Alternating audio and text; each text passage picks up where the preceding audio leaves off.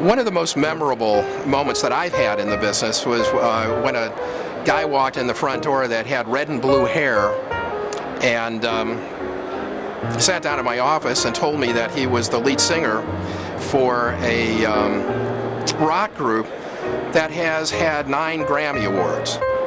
The interesting thing is that he wanted to buy an engagement ring.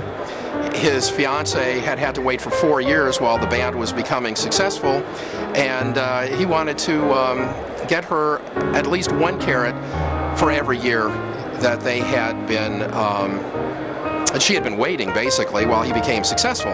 Well, that was 4 carats, and they had been shopped all over Los Angeles, London, New York, Chicago, and everybody told them for their budget, which was substantial, they wouldn't get over 3. I asked them to give me a couple of weeks. I called some cutters that I have used for many years. They found a rough crystal that actually was supposed to end up being 2 princess cut ear stud diamonds. I had to buy the crystal, sight unseen, but they were absolutely certain that it would cut out in a round brilliant diamond at over 4 carats to my cutting specifications. So if it did, I had to buy it. Well, he was at a recording session in Los Angeles at that time. The first 2 albums had gone platinum, and this one was scheduled to go platinum. They certainly thought it was going to.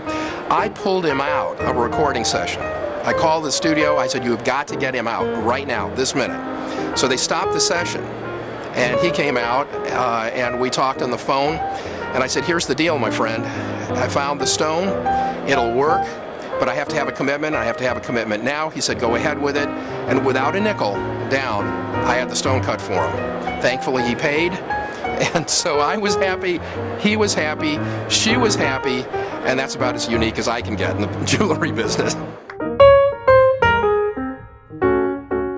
My grandfather actually got started in the business. He manufactured rings in the Chicago area out of stainless steel, which was pretty unique at the time in the 1930s, but he was a chief tool and die maker, and he got to befriend a jeweler in South Wabash, and the guys always complaining the rings were getting scratched, they were going out of round, and so what happened is he said, "Well, I can make those out of stainless," and that's what they did, and he started a small line of jewelry with the jeweler. My dad cut color gemstones for the trade. My sister owns a store. My cousin Sherry taught at the GIA for 8 years. She was the head of a department there, and I was not in the jewelry business. You know, my dad cut color gemstones, so everybody else, 3/4 of a century, was in the business, but not me. So eventually, though, I was in nonprofit management, and my bankers think it's hysterical that they're loaning money to a guy who's got a 4-year degree on how not to make money, or at least not make a profit.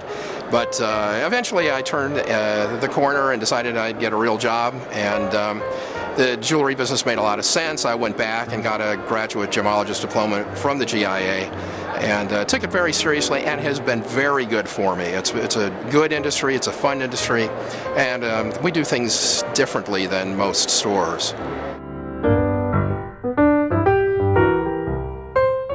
First of all, we're upstairs in an office building. That's the first thing. Second thing is we don't have a showroom. Almost our entire business is dedicated to bridal and engagement jewelry. We have small offices, and every salesperson has their own office. Even more unique, though, is we have colorless light in the ceiling. We've got 5,000 Kelvin colorless daylight bulbs, color corrected, so we sell diamonds exactly the same way a professional diamond buyer buys diamonds. It's kind of looking at the diamond at 7:30 in the morning with no makeup.